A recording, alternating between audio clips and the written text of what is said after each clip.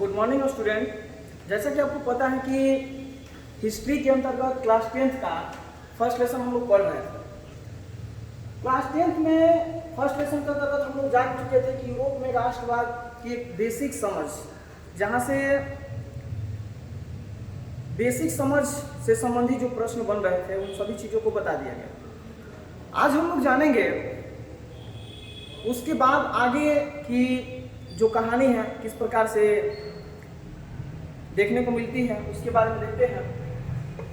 आज हम लोग विशेष रूप से इटली के एकीकरण के बारे में अध्ययन करेंगे। इटली का एकीकरण। इटली का एकीकरण जानने से पहले हम लोग को ये जानना जरूरी है कि एकीकरण का तात्पर्य क्या है।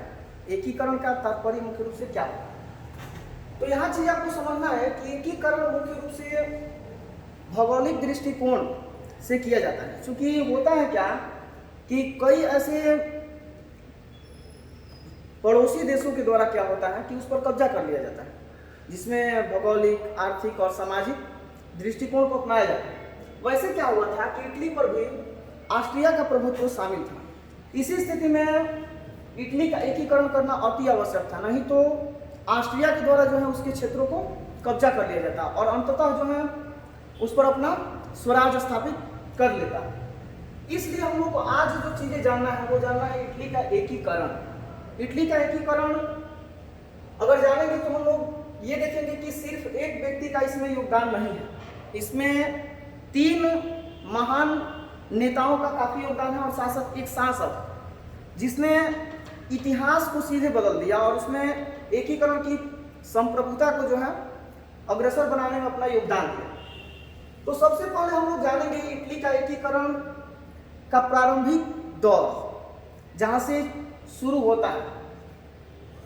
इटली का एकीकरण 19वीं शताब्दी के प्रारंभिक चरण के रूप में माना जाता है।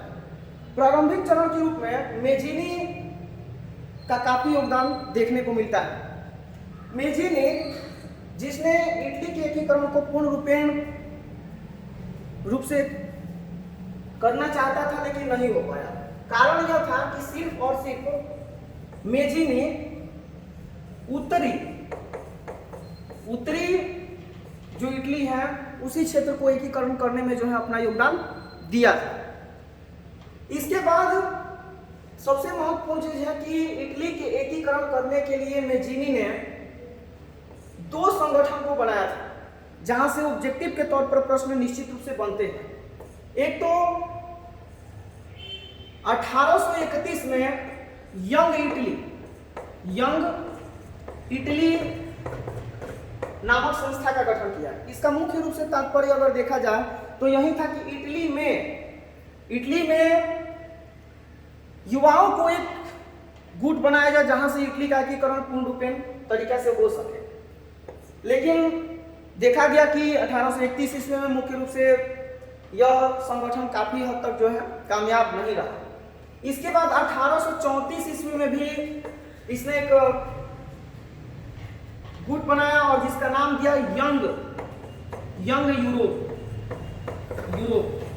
तो यंग यूरोप भी काफी हद तक देखा जाए तो प्रयासरत नहीं था। यंग यूरोप के द्वारा भी मुख्य रूप से कुछ हद तक कार्य अच्छे हुए, लेकिन उसके बाद भी देखा गया कि इटली का एकीकरण पूर्ण रूप से नहीं हो पाया। इसके बाद मेजिनी खुद इटली छोड़कर चला जाता है और निर्वासित जीवन व्यतीत करने लगता है। यह प्रारंभिक चरण था जहां से मेजिनी को हम लोग देखें कि अपना योगदान प्रारंभिक रूप में दिया था। इसके बाद अब हम लोग जानेंगे दूसरा व्यक्ति कौन था जिसने इटली के एकीकरण में अपना अहम योगदान दिया था। दूसरे व्यक्ति की बात करें तो उसका नाम था काउंट काव।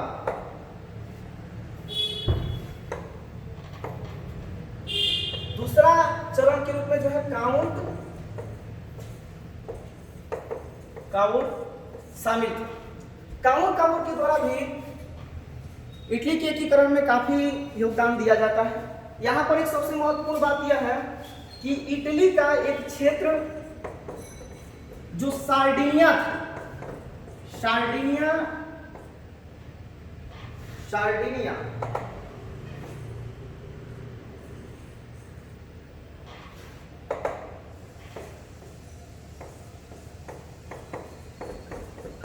और साथ साथ एक और क्षेत्र था पीडमाउंट। ये दो क्षेत्र ऐसे थे जहां पर मुख्य रूप से ऑस्ट्रिया का प्रभुत्व था। इन दोनों क्षेत्रों पर ऑस्ट्रिया कब्जा कर लिया था, जिसको स्वतंत्र कराने के लिए अर्थात इसे आजादी दिलाने के लिए जो है चार्ल्स एल्बर्ट जो शासक यहाँ का था उसके द्वारा कुछ कार्य अलग किया जाता है, लेकिन फिर भी देखा जाता है कि इटली का एकीकरण पूर्ण तरीका से नहीं हो पाता।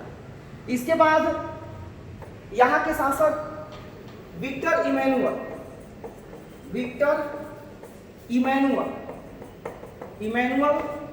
को बनाया जाता है। और विक्टर इमैनुअल जब शासक बनते हैं तो इटली के एकीकरण के लिए एक सुदृढ़ीकरण प्रदान करने के लिए क्या करते हैं कि अपना एक प्रधानमंत्री नियुक्त करते हैं और जो है आपके काउंट काबूल। तो यहाँ से ऑब्जेक्टिव के तौर पर एक प्रश्न बनता है कि विक्टर इमैनुअल के द्वारा किसे अपना प्रधानमंत्री नियुक्त किया गया था? काउंट काबूल। काउंट काबूल को एक सफल कूटनीतिज्ञ माना जाता था, क्योंकि यह मुख्य रूप से इटली के एकीकरण में कई रणनीतियां को अपनाया था। सबसे तो पहला रणनीति यह था कि इटली को एकीकरण करने के लिए ऑस्ट्रिया से निपटने के लिए फ्रांस के साथ दोस्ती की। और फ्रांस जो कि उस समय एक स्वतंत्र राष्ट्र के रूप में था, स्वतंत्रता के अंतर्गत शामिल था। इसी बीच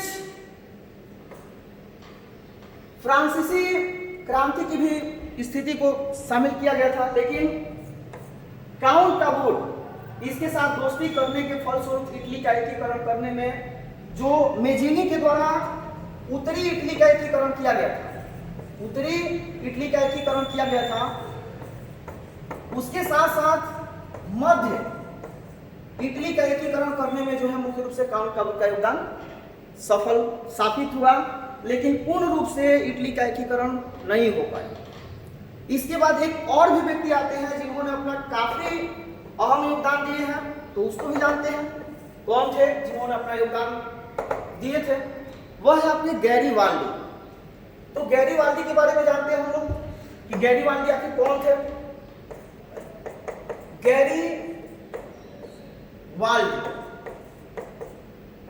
गैरीवाल्डी को अंतिम रूप से इटली के एकीकरण का प्रश्रयदाता माना जाता है, क्योंकि इनके द्वारा ही अंतिम रूप से इटली का एकीकरण किया गया था।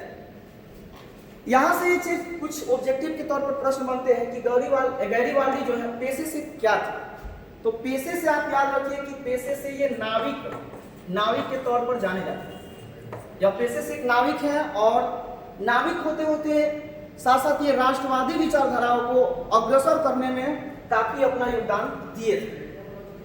सबसे महत्वपूर्ण बात यह है कि यह मुख्य रूप से मेजीनी के विचारों से ही प्रभावित थे और इनके नेतृत्व में 1871 में पूर्ण रूपेण तौर तरीका से देखा गया कि इटली का एकीकरण सफल हुआ।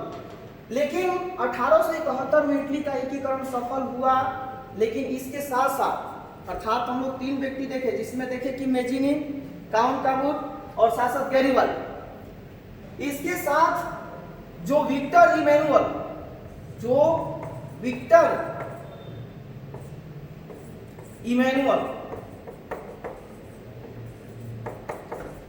शासक के रूप में थे, जो सार्डिनिया पीडमाउंट के शासक थे, इनका भी काफी अहम योगदान था। तो इस प्रकार से एक अग्रसर होकर जो है मुख्य रूप से इटली का एकीकरण पूर्ण रूपेण तरीका से हुआ। तो यहाँ से आपको याद रखना है कि इटली के एकीकरण में तीन महत्वपूर्ण व्यक्तियों का योगदान था, जिसमें हम लोग देख सकते हैं मेजीनी, काउंट काबूल और गैरीवाल्डी। तो फिर हम लोग अगले वीडियो में जानेंगे कि जर्मनी का एकीकरण कैसे सफल हुआ और साथ साथ उसमें ये भी जानेंगे हम लोग कि यूरोप से जुड़ी जो राष्ट्रवादी विचारधारा है वो किस प्रकार से है। धन्यवाद।